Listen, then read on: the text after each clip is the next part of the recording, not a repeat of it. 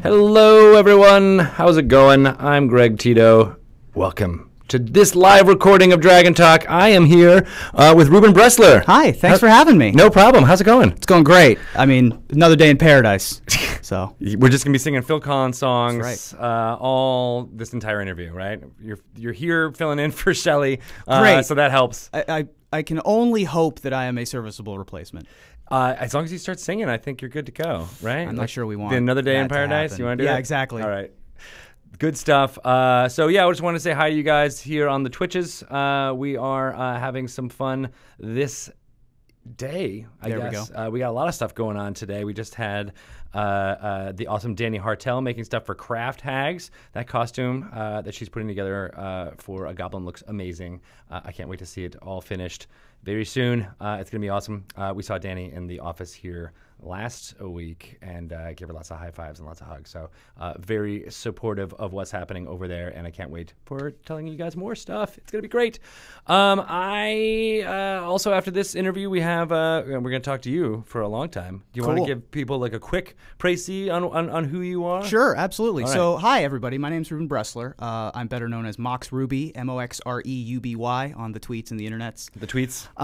These days, I'm best known as one of the co-hosts of a show called Magic Mics. M-I-C-S. It's a pun, not the actual. You had Magic Mics last week. We actually had Joe Magic Mics on. Yeah, exactly. Back to back. This is like a theme month now. Back to back. But Magic anyway, Mics. I do a Magic the Gathering, basically news recap show with Evan Irwin, Aaron Campbell, and myself. You can see that at twitch.tv/MAGICMICS.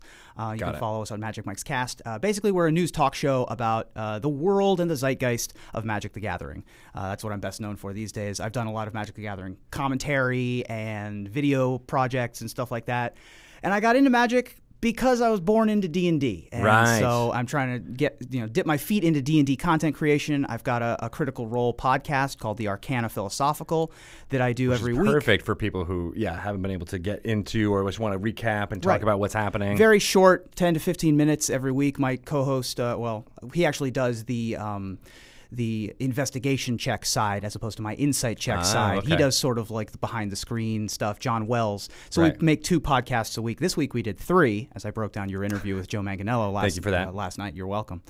And I'm also a professional poker player. And so I sort of take my knowledge as a poker player and try to see behind the eyes and see where characters are going with my podcast. So less of a recap show, more of a trying to explain the mechanics in people's brains of what's Molly thinking, what are these characters, where are they going, and what's the world and that kind of stuff. But awesome. Well, I can't wait to delve into all that stuff for our interview, especially the poker playing. I'm really fascinated about that, as well as I know you were a stand-up comedian too. That's right. And it's nice to find people who did that for a while and stopped. Right. Because I think I've talked to people on this interview who are still doing it, and I'm always like, oh God, I should have stuck with it. But it's nice to be like, oh, it's okay to pull back. Don't get too excited because I'm probably getting back into it later this year. Now you're just going to make me feel even. Yeah, exactly. All right. Well, that's okay. Maybe we can lift each other up. That's what me and Shelley like to do. There you go. And, you'll inspire me and make it all happen. So that's awesome stuff. I'm going to go through some fun things, other things that are happening here on the D&D News channel, and then we'll get into recording the interview proper in a couple of minutes. But there are some things that I want to let you guys know about, such as there was a new cover released for this awesome book called Art and Arcana, A Visual History from 10-Speed Press. It's, if you're I pre-ordered one already. Okay, good. See, that's smart. If you are a Critical Role fan or a Dice Camera Action fan, you might know one of the authors as Sam Witwer. He played Morden Kanan, actually, on when we did the Dice Camera Action, taking place in the Curse of Strahd timeline, which feels like it was ages ago, but it was right when Dice Camera Action started. And then John Peterson, we've also had on the Dragon Talk podcast before, too. He is a D&D historian. And then, of course, Kyle Newman is a director and amazing creative and D&D fan in the LA area. And Michael Witwer is putting this all together with his brother Sam. So good stuff there. They were in the office here. It was I feel like it was a year ago. Just delving through as many of the archives of art that we possibly could provide to them. Jefferson Dunlap, who works on the art team here for Magic as well as for Dungeons & Dragons, helped them out a lot with getting all those archives together. And some of the stuff is going to be things that people haven't seen in 40 years, 30 years. So really excited about it. It's a super thick book. Like Reuben has, go ahead and pre-order if you can. The value on that book is insane. Like how right? big that book is for how, I'm looking forward to it. It comes out late October. October 23rd. Nice. Yeah, if my notes are correct. Great. Which they never are. But it's super cool. And 700 pieces of art, which is mind-boggling to even think about. Yeah. But yeah, it's insane. It's like 14 sets worth of Magic cards in there, which is great. So Loot Crate is having an awesome DX crate. I don't have it physically with me right now. Instead, I'm wearing this awesome T-shirt, which is the logo and/or art image for Beetle and Grimm's, which is Matthew Lillard's new company. More to come from them in the future. But about Loot Crate, they have an awesome Lich hoodie, which says 99 problems, but a Lich ain't one. And it's super in metal.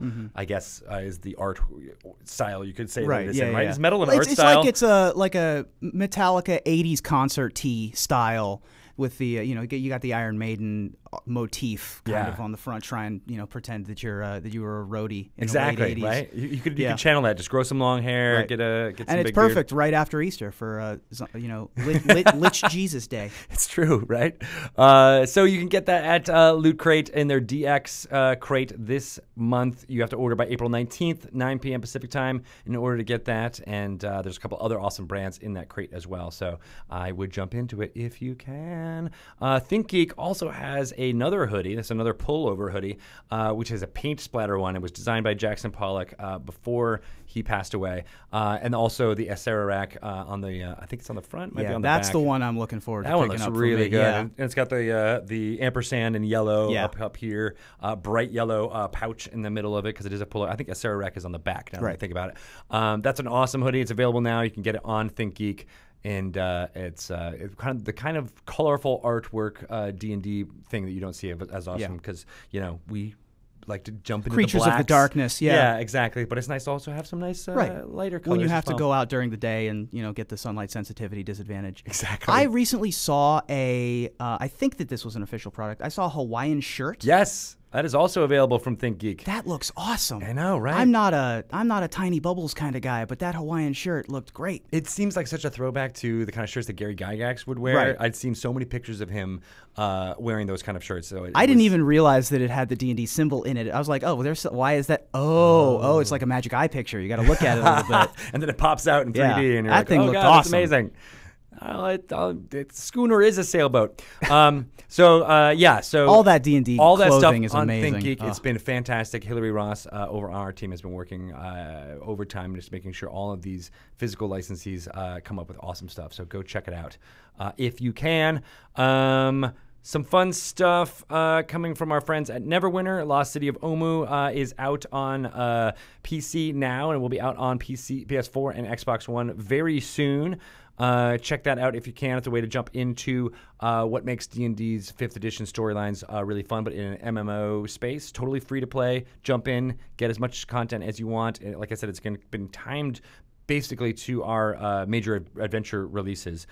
So it starts off with Tyranny of Dragons and all the fun stuff that was happening right when D&D started, D&D 5th edition started in 2014, and it leads up to Omu. But they did a whole bunch of Frost Giant stuff as well as very cool. They didn't do Curse of Strahd so much, but maybe. I don't know. Might be got to save some stuff for later. But the module that's out now does kind of conclude the Tomb of Annihilation storyline, so it's a good thing to jump into. Now, we mentioned Mordenkainen already, but without talking about his Tome of Foes. Right. That is also coming out May 29th with a wide release. It's got an awesome cover by Jason Rainville. But on May 18th, you can pick up that exact same book in your local game store, and I suggest you should because that's the only place you can get the special edition alternate cover. only printing up a certain number of those. So once those are gone, they're gone. It's designed by Vance Kelly this time around.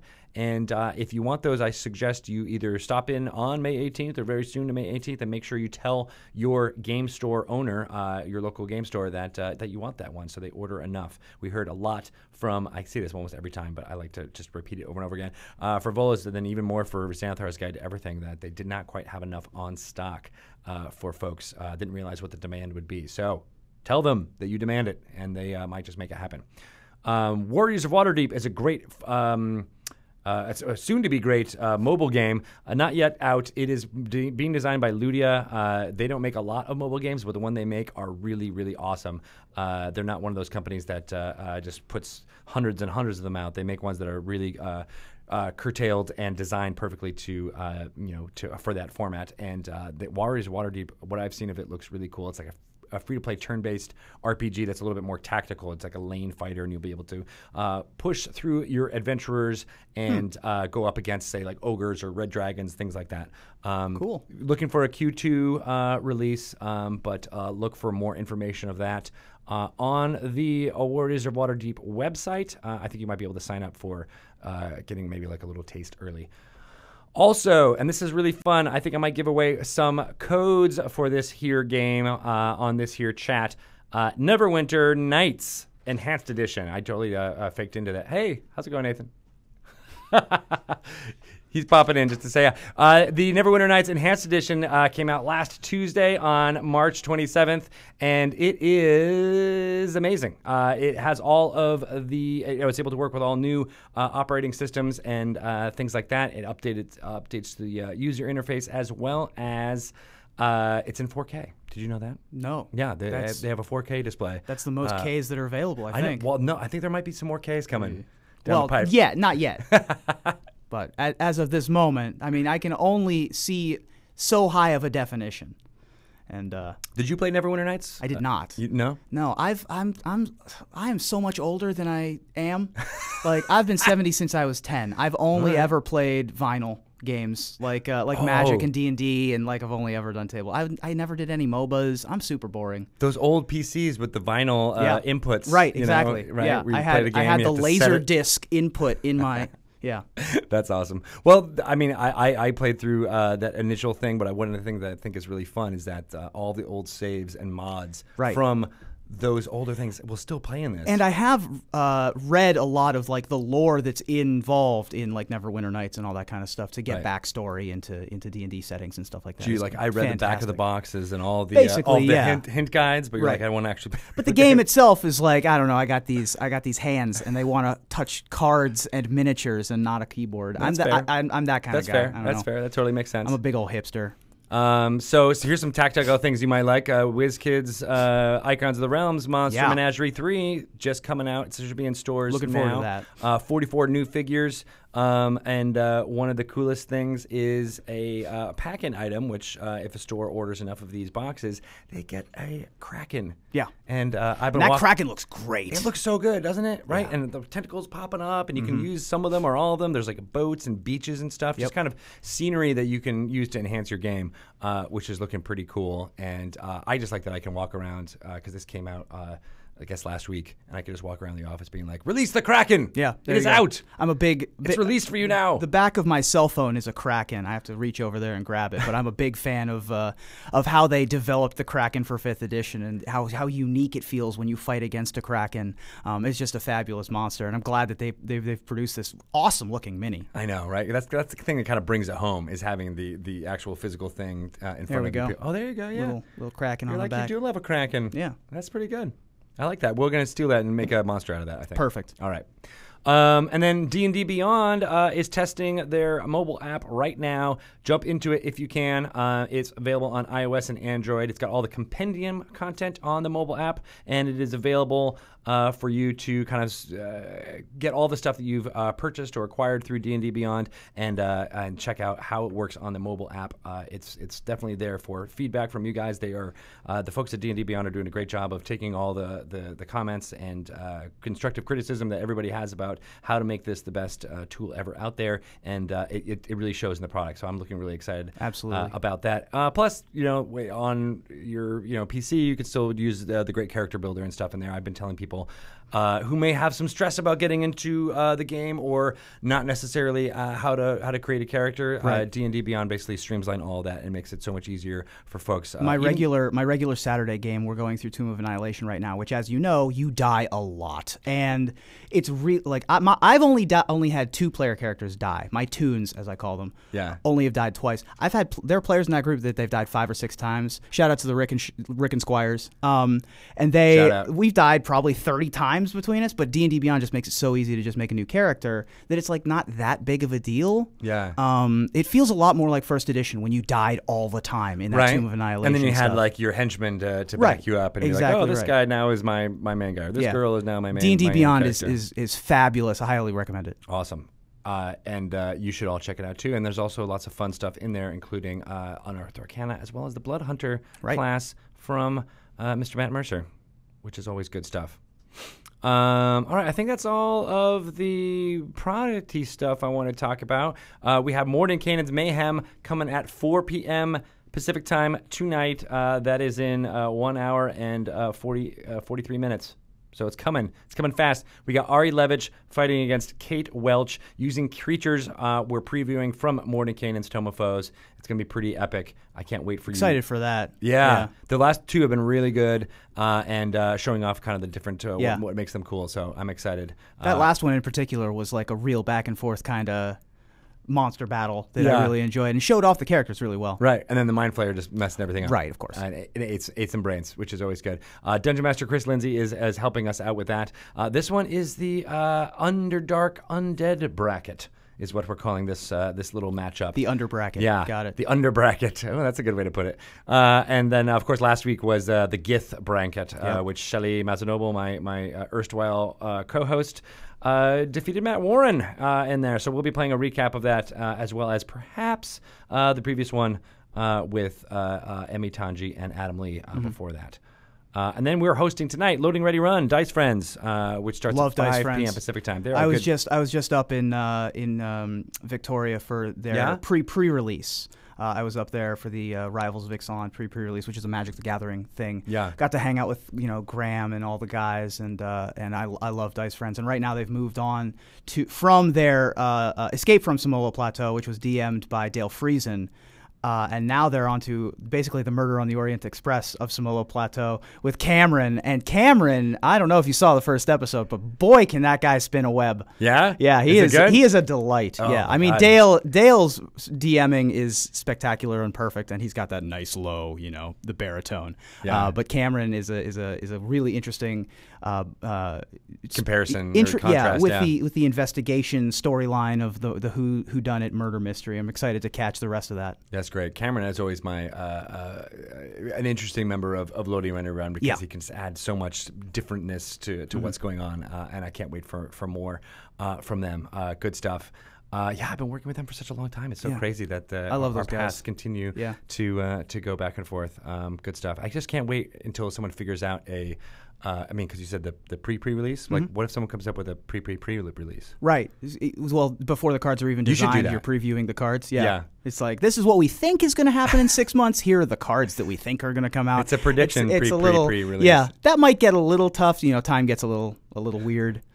little bit time travel gets worse and worse. Timey-wimey, wobbly. Yeah, it's not gonna be quite as good. But we'll try to develop that technology. Yeah, exactly. All right, good. Wait, once you have it done, let me know. I will. You'll be my first call. I need some help. If you haven't received a phone call about it yet, though, I probably won't invent it. Oh. Well, then I'll have to call the future. Right. So that I can let you know that I'm ready and to receive your call. Right. I will have called you back by yesterday. Okay. If my phone could ring right now, this would be the best situation ever. Right. So that would be amazing. I'm just going to wait until this. Right? That's the best content for all of you guys to be able to see, right? Oh, no. Pound's calling. He's totally going to call. April Fools. A premature release is what Dilla Gaffron said, which I think, that means something different. Yeah, ask your doctor. Tomorrow we've got lots of fun stuff coming. The Mike Merles. Oh, there it is. All right. That's not from me. It is. It's from Is you. it from me? It's from later me. I'm having it's backward. Future Reuben is a jokester. It was actually from Pelham. Thank you, Pelham. Now I know that you are future Reuben. Right. All right, this makes sense. So yeah, Mike Merle's Happy Fun Hour is happening tomorrow at 1 p.m. Pacific time. Then at Dragon Plus time, since Bart Carroll is in Kathmandu, he will not be available for that, but we'll do a vodcast. We'll probably do the Dungeons and Doodles. That was the most recent one from that. I'll be back for D&D News before Dice Camera Action number 88 tomorrow at 4 p.m. Pacific time. Very excited about that. There was a bright explosion in the sky last week.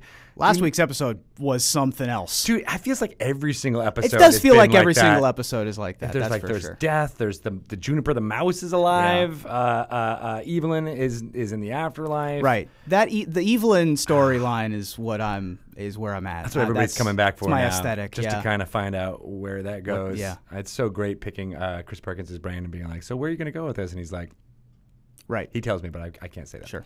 It's amazing. And then, of course, Signs of the Realms is also back 6 p.m. Pacific time on the D&D Twitch channel. We're hosting C-Team on Wednesday, as well as Maze Arcana Inkwell Society. They are also back.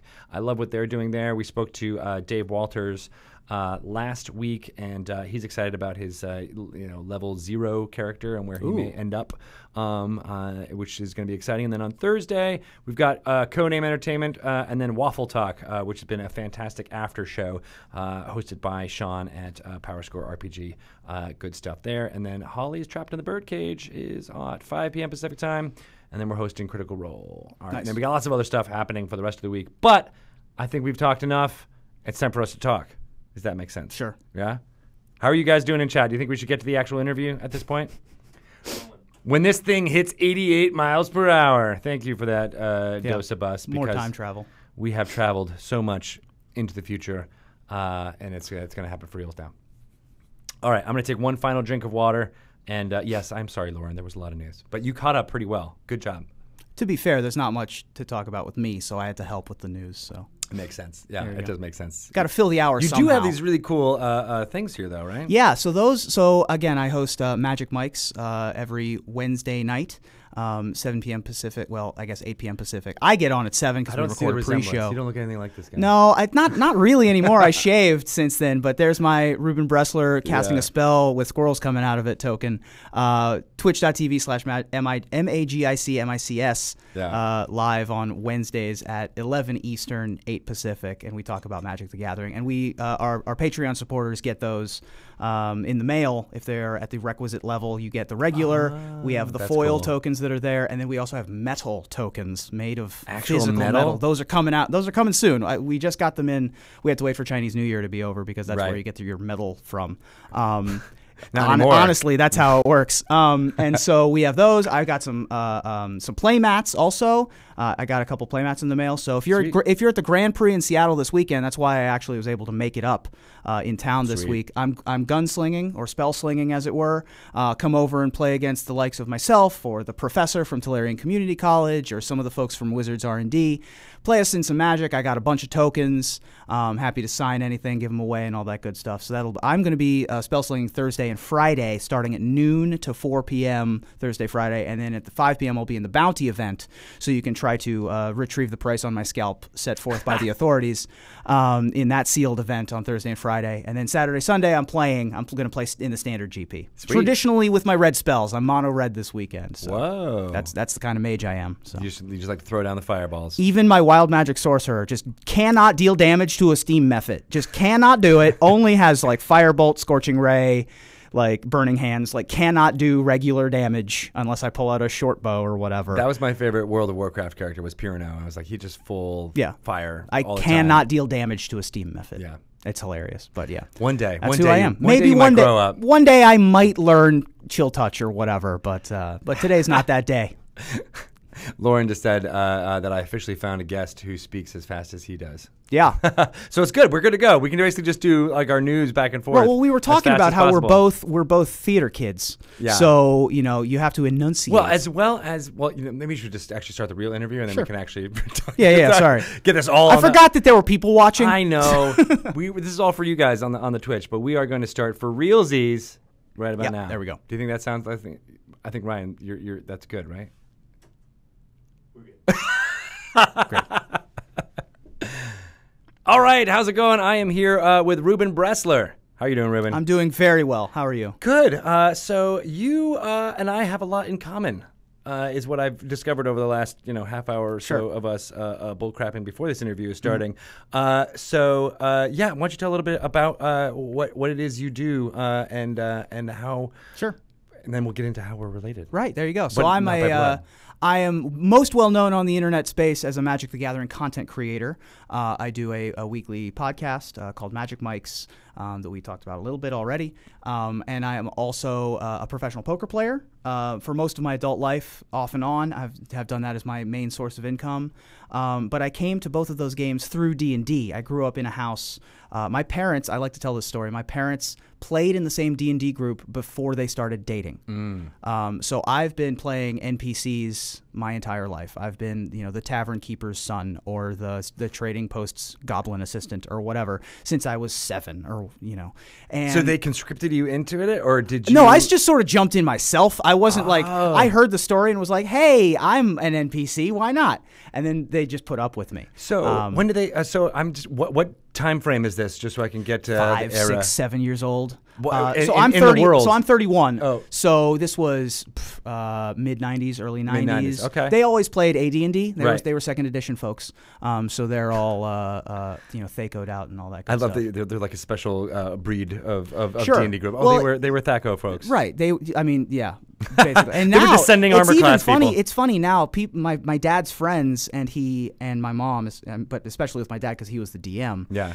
They're all like a lot of them are retired now. They're trying to put a game weekend together. Nice. Which Putting a band back together. I desperately want to record. Yeah. And then you could be the NPC guy again. Right, You're exactly. like, I'm going to be the tavern keeper's son still. Oh my God, it would be so good. But yeah, so that's how I came to D&D. Did they play at at nights? Like weren't you already in bed? They would play. Typically, they'd play right before. Like they'd get started right after my bedtime, but then I'd get out of bed because I'm can't be tamed. But so they would play. They'd put me to bed at 8 or whatever. Whenever you put a kindergartner to bed. Yeah. And then they'd play till midnight or whatever. And then they both had jobs. So you were on the early docket. You're like, okay, here's the NPC. Right. You all meet in a tavern. Right. Right. And then later they'd fight. And once the dice started rolling, I was bored. I was off it.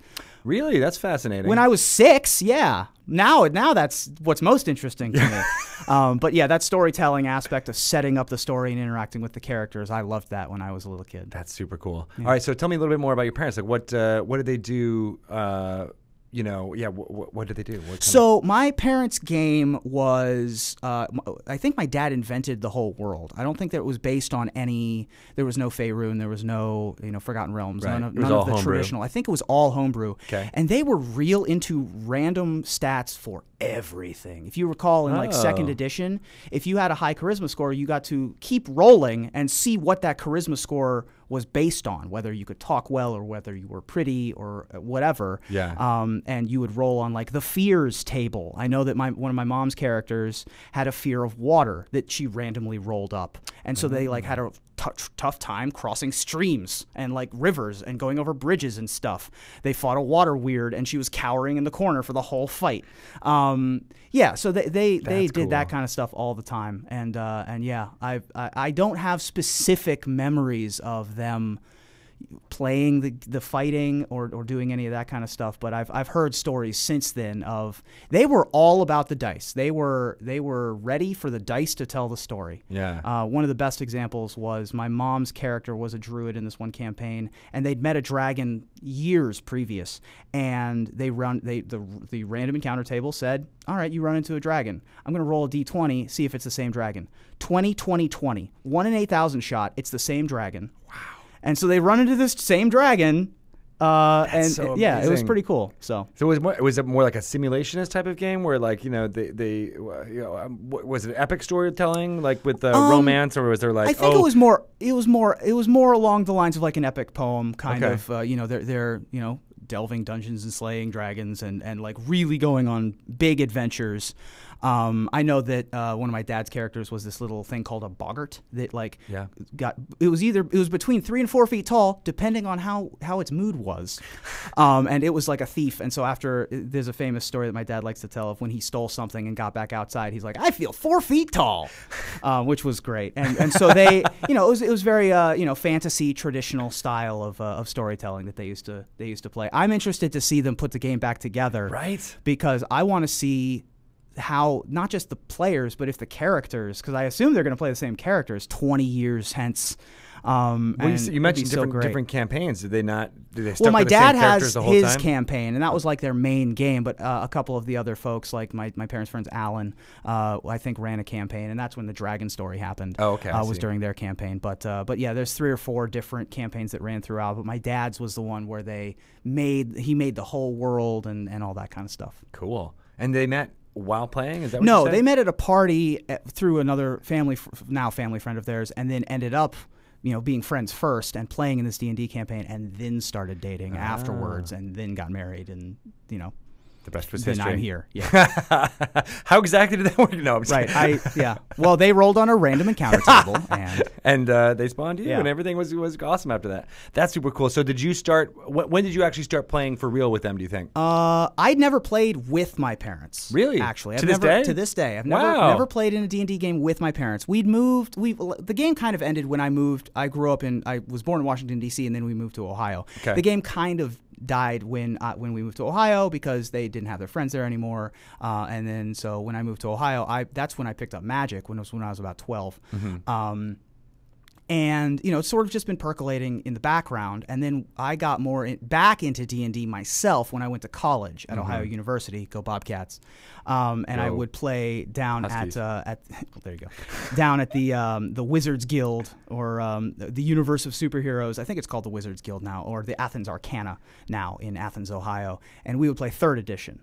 And we had a couple of folks who were we were all dungeon masters and players, so it was just like whoever wanted to be in charge. And we didn't really have one through campaign that I was a part of, at least, the whole time. And so I was in a 3-5 campaign for a little bit, but this was also a time when I was doing school and I was playing a lot of online poker. Right. And so. So talk a little bit, about how did you get into doing more poker? So I picked up Magic when I was 12, and that's essentially Wizards poker. And the crossover and skill sets between Magic: The Gathering and poker are very similar. And so when the poker boom came around in 2004, 2005, I was a freshman, sophomore in college, and it was just a very easy way for an analytical thinker like me to make money. Mm-hmm. There's a funny story about my parents thought that I was selling drugs because I was never asking them for money. And I was like, they're like, are you selling your ADHD medication? It's like, no, I'm just playing poker online, and people are very stupid. So I just did that for my job for a long time. That's how I funded my college experience. And I didn't play a ton of D&D at the time. I'd actually fallen away a little bit from Magic once I started getting more serious into stand-up comedy for a long time there. And so, there's only so many hours in the day.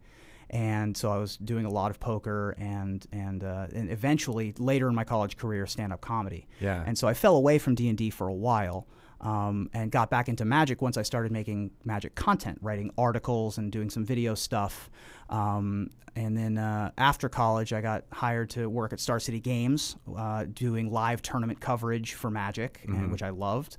So I sort of fell away from D&D for a while, but that ebb and flow has come back now. Now that D&D is like so accessible, 5th edition is just this pop culture explosion now.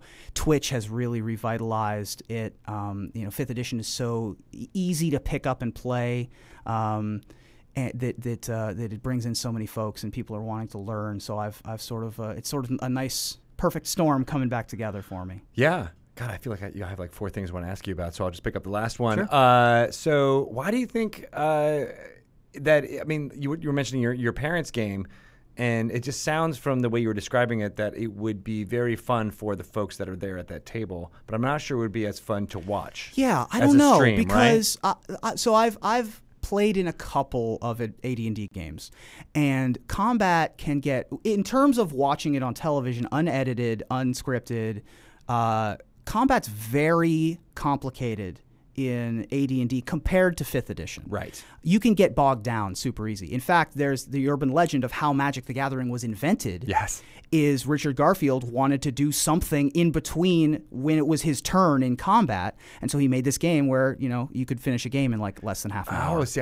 that's a different version of the urban legend that I've heard, which was that it was when, you know, you couldn't get everybody together for a D&D session, so it was like, okay, well, there's only 3 of us, so let's play some Magic, and said, that's what I thought. But either way, it's actually kind of amazing if it's in the midst of the game. That's what an urban legend is for, so that there's multiple different versions of it. And it fits all of your different preconceived notions about it. So I assume, and he invented it in the late 80s, early 90s, so he was definitely playing 2nd edition, right? And so he's using THAC0 and doing all the complicated tables and all that kind of stuff. Yeah. Which is, you know, especially with the folks who are doing the D&D shows, they aren't professional Dungeons and Dragons players. These are people who just like to play Dungeons and Dragons. There's no such thing as a professional Dungeons and Dragons player, as far as I'm aware, unless you're hiring. No, I'm kidding. That's what we do here. Right, exactly. But you know, especially for shows like Critical Role, they have a day job, right? You know, Dice Camera Action, they have day jobs. Like, they're not playing D&D full time. And so if they had to go through a table to see which armor class they hit, that's going to bog down a televised event. And then as soon as you start adding 15 seconds to each dice roll, things like that add up, and it gets a little bit cray-cray. Exactly. Yeah. And so I can see how, if it were experienced folks like my parents or whoever used to play all the time, they could probably make it easier. But every second, as you know, every second, every table talk, every little thing, that's an extra thing that adds to the length of the game, and before you know it, it's 4 a.m. Exactly. So I'm not sure that AD&D translates as well as 5th edition. 5th edition is just this confluence of perfect design for compressed Dungeons and Dragons without feeling compressed. Right. That's what I find so fascinating about it, because I don't think there's one thing I can put my finger on is like, this is what makes this game better for entertainment. And I also don't know if it's just our general culture has shifted so much towards use of technology and things like that that makes it so much more palatable. Because I think even 10 years ago when we first did Acquisitions Incorporated, a podcast version, people were like, I don't know if anyone's going to really want to. Even the people in this building were like, I don't know if people are going to want to listen to other people play.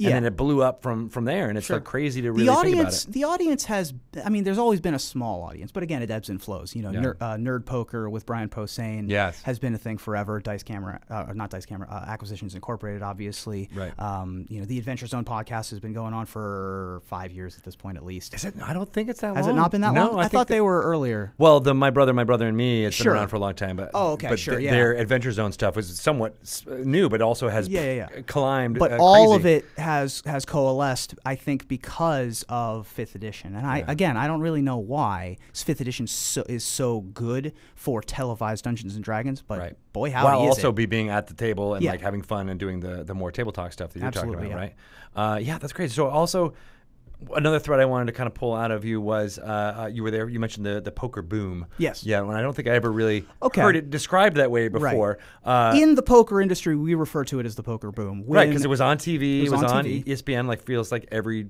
time you turned on one of the ESPNs, down from the Deuce to the Ocho, it was poker play was on.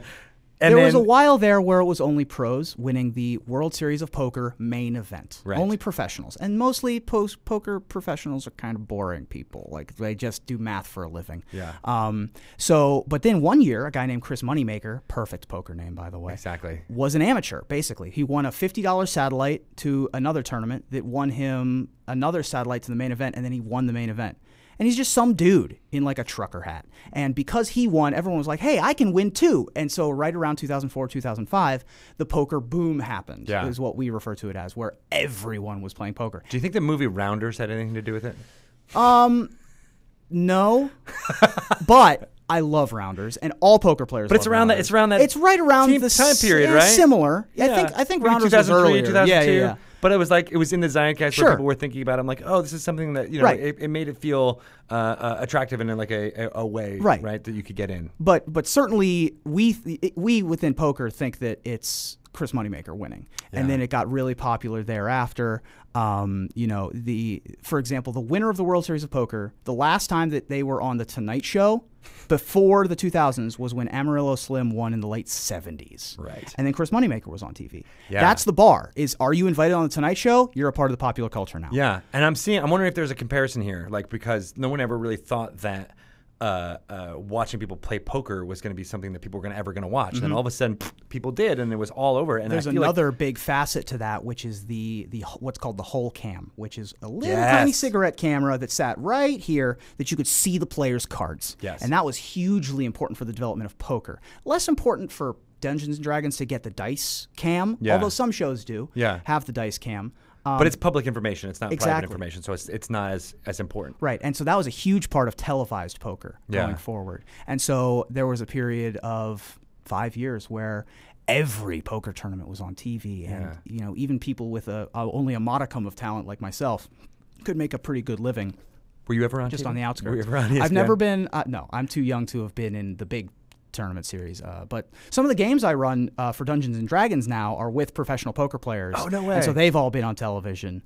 So you're, by osmosis, you kind of were. Sure. Yeah. And I've been in the. So I used to do poker reporting. Yeah. And so I've been in the background of some shots on ESPN before. That's something you put up on the wall. You're like, I think I'm in like a random background shot of at least one televised moment in the last 3 years. Nice. Which is kind of hilarious. I'll start looking for you. Yeah. And be like, oh, there he is. That's super cool. I love. So what's it like playing Dungeons and Dragons and or Magic with professional poker players? Yeah. So my D&D group in Vegas involves a lot of folks with Wikipedia pages. The last game we ran was at my buddy Ryan's house. Ryan LaPlante is a World Series of Poker bracelet winner. We had Mike Del Vecchio, who was a finalist for Poker Rookie of the Year or Breakout Player of the Year last year. Kevin Gerhardt's in that group. He's a Magic player who also just won a trophy in Reno. Wow. And so a lot of really good poker minds in that group. I got sort of introduced to that group through another game called Werewolf, which is a sort of White Wolf. Well, it's the it's other people call it Mafia, or it's like a party game where you are trying to convince other people that you aren't the werewolf and you get voted out and stuff like that. Okay. Not the White Wolf system. Oh, okay. No. This is like a party game that's like... There's another name for it, too. Werewolf the on Resistance. Avalon Hill. Resistance is similar as well. Yeah, right. And so that group has a lot of the folks like Scott Seaver, Justin Bonomo, for those of you that play poker. Sometimes name-dropping for all these sometimes we play at Dan Bilzerian's house, if you've ever heard of... I don't know him. He's like an Instagram celebrity. Oh, okay. And those games are, he's got 20 million Instagram followers. So there aren't 20 million people, so right? I don't know where he got all those followers. So sometimes we get together in those groups, and that's how I met the groups that play Magic and also the groups that play D&D. And so I'll go over to, there's a lot of famous Magic players in poker. Justin Bonomo being one of them, Scott Seaver being another. Sure, but what's the game like? I mean, do they get super analytical, or is it tactical, or is it more story? Like, in terms of D&D or Magic? Either. I mean, so in Magic, the skills are the same, right? You are playing to your outs. You're trying to game theory optimize. What percentage do I have to win if I do this? What percentage do I have to win if I do this? It's the same 4 types of information, which is to say public, totally private, neither of us know, only me and only you. Right. So those groups are the same, and you can figure out the math from that point forward. Statistics and playing GTO and all that kind of stuff. Yeah. So those games overlap incredibly. D&D doesn't overlap nearly as bad because there's no winning in D&D. You can't win a game of D&D, but you still have the folks who are trying to, not necessarily min-max, but trying to min-max the experience. The way you win D&D is having the most fun. Right. And so, they'll min-max their character for that purpose of trying to be the weirdest or trying to be, just trying to be the fastest. I had a guy who wanted to just try to make the fastest possible, like the most movement in a round. And so just started building that. Wow. That's something I never even really considered. Right. And it was kind of hilarious. How fast did you get up to? So in 4th edition, there was a race called the Nizumi that after you hit, you got to move more. So he got up to like 300 feet in a round, or something ludicrous with all the bonus attacks and stuff, like a maximum possible. He had to roll really well to do it, but it would be like move 50 feet, hit 10 feet, hit 10 feet, hit 10 feet. Like a lot of things would have had to have stacked correctly, but when it all works, it's got to be a super satisfying thing for that player, right? So. Yeah, playing with poker players is interesting, especially DMing for poker players is interesting because they know how to, escape an escape room, right? So putting together traps and interesting villains and cool monsters hitting stuff is fun, obviously, but every once in a while you want to throw a riddle at them and see how they react to that too. Oh, yeah, that makes sense. What about, do they role play? Do they feel like they get into that more? My DMing style is I'm very invested in role play. I give out inspiration a lot as a DM. And so I encourage them to role play as much as they possibly can. And that, I think, is rubbing off. A lot of the poker players, this is their first or second time playing, and so they aren't as comfortable in that sort of sphere as I am. But once I play an NPC and go completely to the wall with it, and just like a complete ridiculous accent or just an absurd thing put in front of them, they pick up on it, and they're really adaptable. Is the other thing about poker players is once they're set up with a situation, they'll be like, all right, that's the situation. Now we go. They don't question why it's there. They don't do any of that stuff, and they're really easy to pick up a game and play. That's really great because you think you have this conception of what an analytical, mathematical player of a game might be, and you're and that's all you can do. That might not be every poker player, but it's certainly every poker player that's interested in playing D&D. I guess that's probably pretty true, right? Yeah, but then you also have the ones that can, I know, that's really fascinating. So our group is called Degens and Dragons in Vegas because we're degenerates, and so that's our little group name. I like that. Yeah, you can even just call it Degenerates and Dragons. Sure. I think I might steal that. That's really good. Yeah, that's a good show name. It is. Put that in your back pocket. We thought about, a lot of folks were asking us to stream that game when we first started, but it's a bunch of first-time players, and they don't necessarily want to put that. They were a little nervous about putting that on the TV. And I'm sure also part of it's like, this is my fun. I want to just have fun with this and not make content out of this. Exactly right. And that's a difficulty with being a professional poker player is I don't love poker like some of my friends love poker. Yeah. And so now I've sort of taken a step back from playing full-time, and now I'm a dealer full-time. And I only play maybe, 10 hours a week or something like that at most. Right. Which is still a lot for a normal person. Yeah, exactly. It's just supplemental income kind of stuff. Yeah. And to keep those wits sharp, because when you stop doing something, it goes away quick. That's very true. Like with stand-up comedy, which is another thing we have in common. Yeah. But, so I was just going to transition to that. Great. So when did you start doing that? So I started doing stand-up when I was about 17, right before college. Okay. In Columbus? In Columbus, Ohio. My first time doing stand-up, I think, was at the Funny Bone in Columbus. I went to an open mic night and got a great reaction to my jokes. And that there's no better feeling. There's nothing better than the first laugh. That is true. When you get on stage and you're like, boy, I hope I get their attention. And then you get the first laugh and you're like, all right, we're there. Even if you have a good set, then it's like you got 5 minutes of just exhilaration. Yep, the first one. And then it all comes crashing down after that. Right, yeah.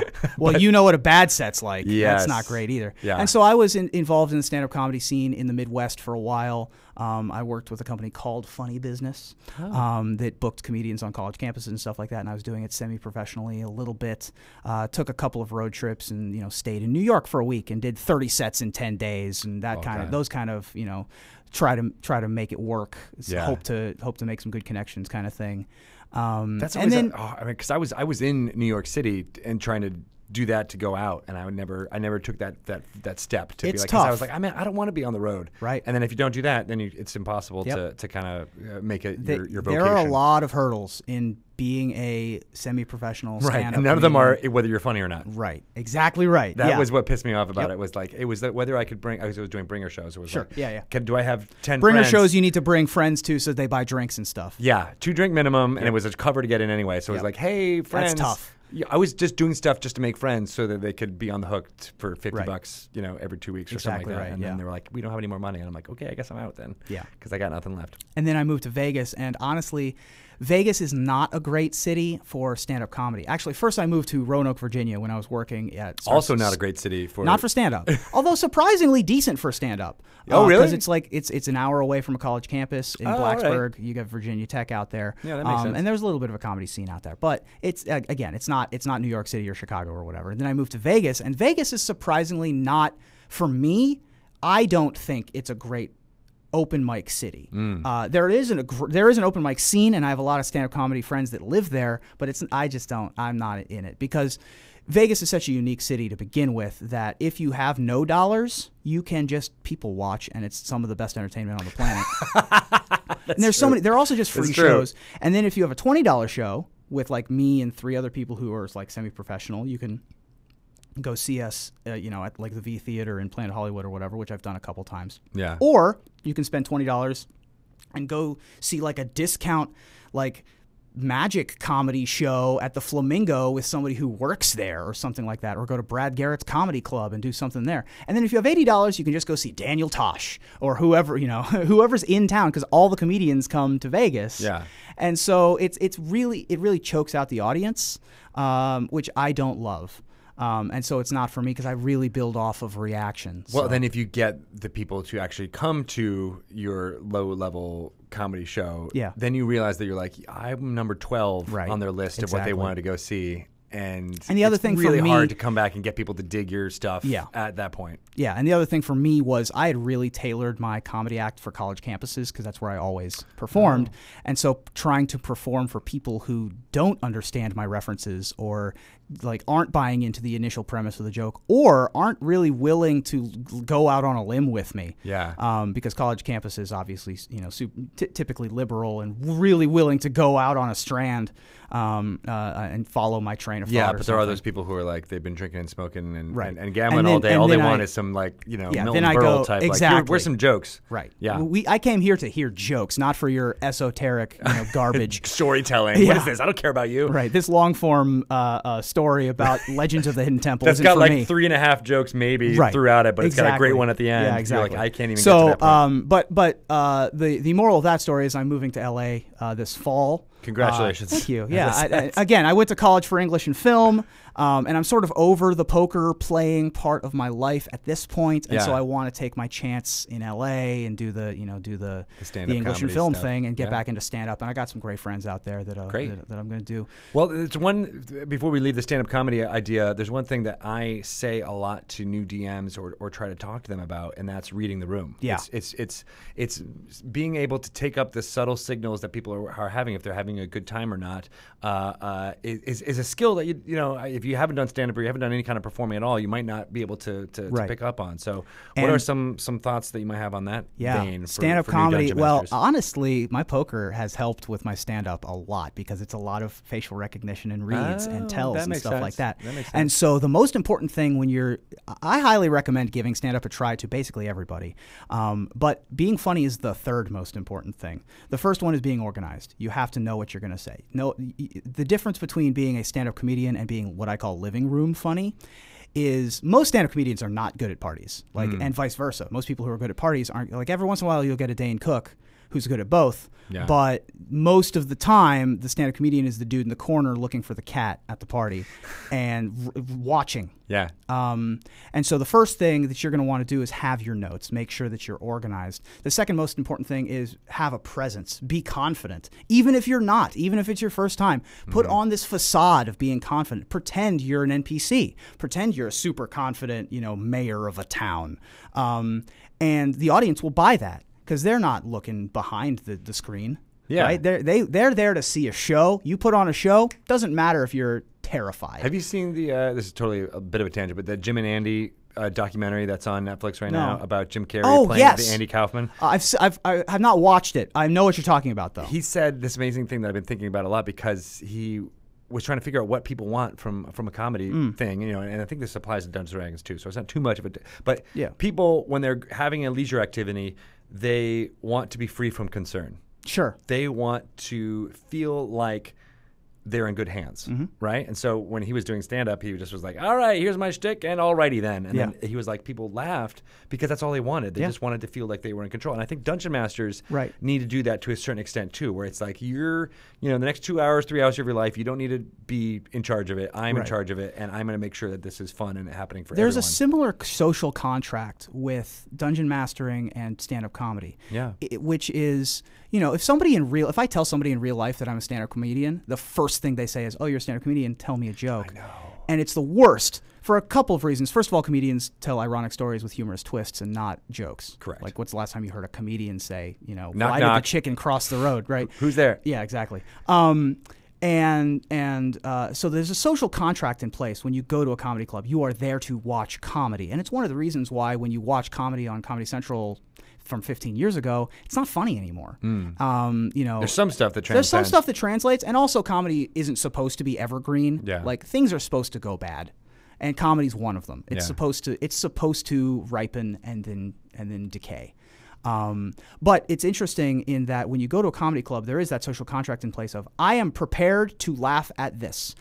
In D&D, your players are under a similar social contract where if I said, hey, I'm a dungeon master, and someone on the street said, oh, run a scene for me, there's a similar reaction you're going to have. Right. Of like, I don't have my stuff. Right. I'm not holding a microphone. I can't do this. I can't do a combat here in the middle of, I mean, I could. It won't be very good. And I could tell a joke just like a stand-up comedian. And it won't be very good. Because we don't have the similar social contract That's in what place. I used to explain to people. It's like you could say the exact same words with the exact same inflection on the street or in social thing, and you won't laugh because I'm not up on stage with a microphone not in my hand. You need the boomstick that makes the thunder voice and also the spotlight to be able to make sure that no one reads. Because that's the other thing about when it's, oh, tell me a joke, and you go into your bit and they start talking to you like it's a conversation. Like, no, this is a comedy bit. It's also a very challenging thing too, because they're like, oh, you're funny? Show me. Right. Show me how funny you are. I challenge you. And you're like, that's no humor ever came from that situation. Right. But yeah, I definitely think that there is a similar, there's a similar stage. There's a similar limelight that comes with being the dungeon master in front of your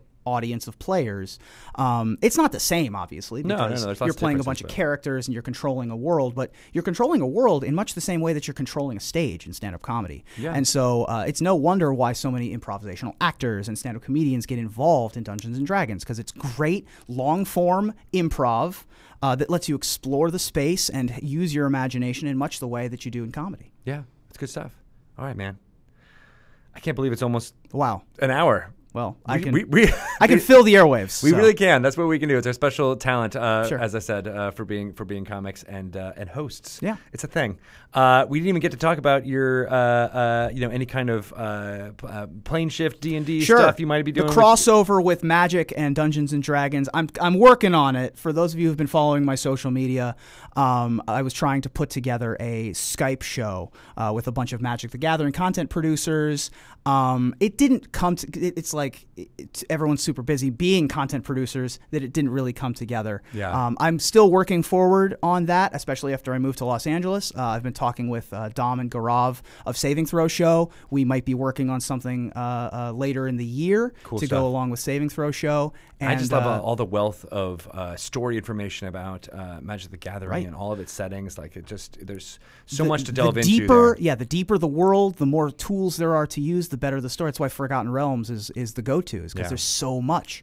It's the same with Magic. You've got these planes, like we're about to go back to Dominaria, which is a world that's twice the surface area of Earth, that has so much story and 10 years of Magic sets on top of video games and all this other stuff to be able to dig into in a way that's story-based in Dungeons & Dragons. And so I'm still working on that. Keep an eye out for that going forward. Nice. I'm one of those Magic players. Not so much anymore, but I used to read and potentially act out all the flavor text whenever I could. And there's novels. There's all these super interesting deep characters that are ripe for role play. Exactly. I can't wait for more folks to do that with the Plane Shift articles. It's going to be good stuff. All right. Well, I think you mentioned this all up at the top, but let's do it again. Where can people find out all of the awesome stuff you're doing? Sure. Well, I'm Mox Ruby, MoxReuby on everything. Just search for that. It's a pun. Mox Ruby is a Magic card. I put the E in there because my name's Reuben. Whatever. So you can catch the Magic Mike's podcast, which is, we got the little advertisement on the back of the tokens here. Ooh, you can catch that nice. Wednesday nights 11 Eastern, 8 Pacific, 5 Hawaiian. And you can catch us, Evan Irwin, Aaron Campbell, and myself talking about the news in Magic the Gathering. I also do a Critical Role recap show, which I briefly talked about, called the Arcana Philosophical. That's at Arcana Podcast on Twitter.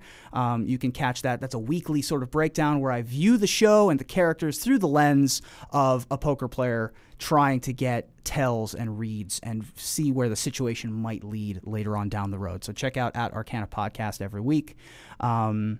And I'll be at Grand Prix Seattle this weekend. Good luck there. Thank you so much. Yeah. It's a Magic tournament downtown at the convention center.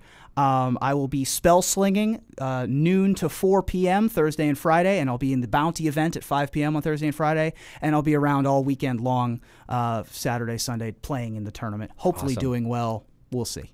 Cool.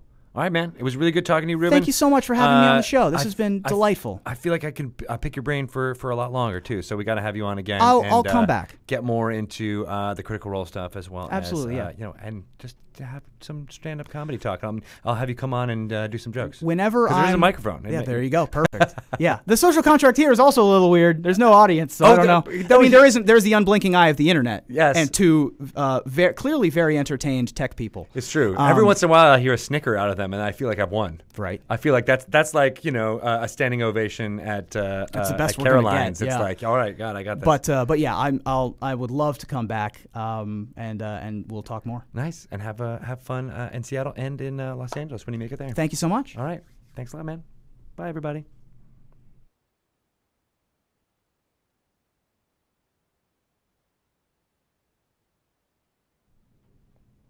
Hey, everybody. We are going to take a short break here. We are going to be back with Lore You Should Know with Mr. Chris Perkins and Matt Surdent. We're going to record as many as we can right now and make it happen. So thank you, guys. We'll be back in just a couple minutes.